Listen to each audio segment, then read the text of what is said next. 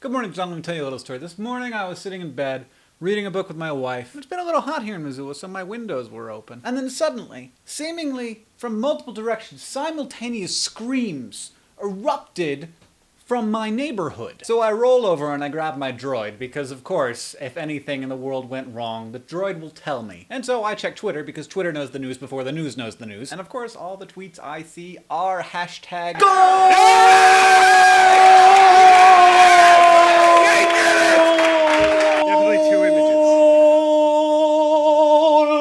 exciting. And John, the footage I just showed you was from your cell phone camera. And at the end there, you can hear yourself saying, definitely 2 images, because apparently you broke your glasses. My guess is that your glasses are not the only glasses that were broken, because the United States is moving on to the next round of the World Cup, which makes things even more exciting for people who care at all. Sorry about not really caring. I know that that's kind of psychologically troublesome for you to have a brother who doesn't care about the World Cup. But it does, surprise, surprise, bring up something that I wanted to talk about. There's another wonderful win that showed up today. YouTube won its lawsuit against Viacom. Go!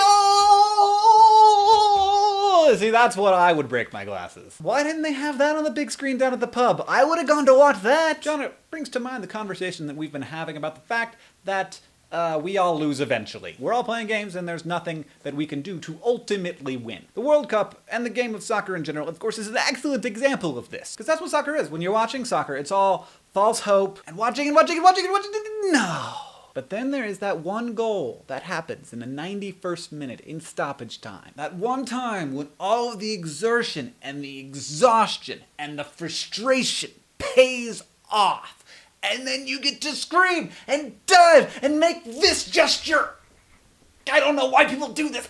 And it's wonderful, because winning is wonderful, and it's more wonderful if it hurts on the way there. And I think people sometimes really don't understand that fun isn't fun unless you have unfun stuff to compare it with. People talk about that, but it's hard to actually believe it. What we generally think about success is that the act of succeeding is the success, but really what winning is the culmination of a ton of hard work and frustration. If you don't have the hard work and frustration, there's nothing there. That's the stuff that gives winning value. And the more important and the harder fought the win is, makes winning even better, which is why I feel so good about what's happening with YouTube and its freedom from the Viacom lawsuit, and it's why ultimately I actually feel good about the fact that the United States gets to go to the next round, because while I know that we're not gonna win the World Cup, and that we're just gonna be frustrated and angry and disappointed in the end, all that stuff, all that frustration is part of being a really successful and ultimately happy person. I don't know why that is! I wish we didn't need that stuff, but we do. A final note, as a colossal win, I feel, for me and for Nerdfighteria and for YouTube, is the fact that VidCon is like 50 tickets away from selling out. So if you want to get your tickets for VidCon, you gotta do that now, because we're almost done here. So that's exciting, and holy crap. John, I will see you on the next day that we do this, Friday.